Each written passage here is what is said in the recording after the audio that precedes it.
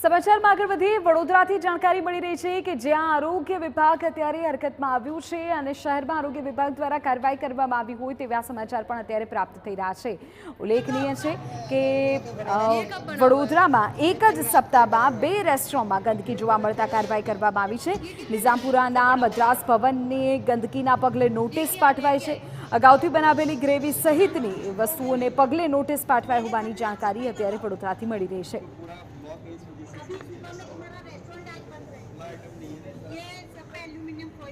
વડોદરા શહેરની અંદર નામાંકિત રેસ્ટોરન્ટ્સની અંદર જ્યારે ખાવાનામાંથી જીવાત નીકળે છે ત્યારબાદ આરોગ્ય વિભાગ દ્વારા તપાસ શરૂ કરવામાં આવી છે। હાલ વડોદરા શહેરના નિઝામપુરા વિસ્તારમાં આવેલા મદ્રાસ ભવન ખાતે હાજર છે, જ્યાં આરોગ્ય વિભાગની ટીમ દ્વારા તપાસ કરવામાં આવી રહી છે। જે રીતે વાત કરીએ કે આરોગ્ય વિભાગ દ્વારા તપાસ કરવામાં આવી છે, જે દરમિયાન રેસ્ટોરન્ટ્સમાંથી જે ડબ્બાઓમાં કે જે કન્ટેનરમાં સામાન મૂકવામાં આવે છે તે કન્ટેનર એક પણ ઢાંકેલું ના હોવાના લીધે અને કોઈ પણ જગ્યાએ ટેગ મારેલું ના હોવાના લીધે આરોગ્ય વિભાગ દ્વારા હાલ નોટિસ આપવામાં આવી રહી છે, સેમ્પલ લેવામાં આવી રહ્યા છે। મહત્વનું છે કે છેલ્લા એક અઠવાડિયાની અંદર 2 નામાંકિત રેસ્ટોરન્ટ્સમાંથી જ્યારે ખાવાનામાંથી જીવાત મળતી હોય તે પ્રકારની વિગતો મળતી હોવાના લીધે આરોગ્ય વિભાગ હાલ હરકતમાં આવી છે અને તેઓ દ્વારા તપાસ શરૂ કરવામાં આવી છે। તેઓ દ્વારા તપાસ કરવામાં આવી છે। આરોગ્ય વિભાગના સૂચન બાદ રેસ્ટોરન્ટ્સના આગેવાનો દ્વારા જે ખાવાની ચટણીઓ કે જે બનાવીને રાખેલું છે તેને રેપ કરવામાં આવી રહ્યું છે, તેને બંધ કરવામાં આવી રહ્યું છે।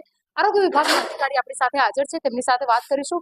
બેન, તપાસ કરવામાં આવી રહી છે, શું જોવા મળી રહ્યું છે અને કયા પ્રકારની કાર્યવાહી આરોગ્ય વિભાગ કરશે?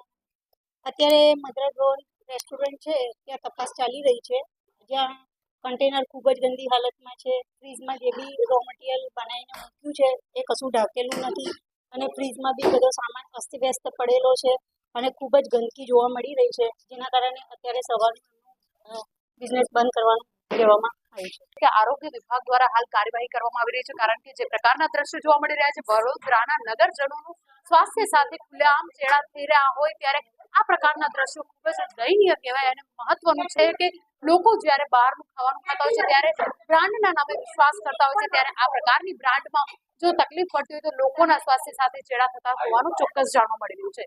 અંજલિ ઓઝા, TV9 વડોદરા।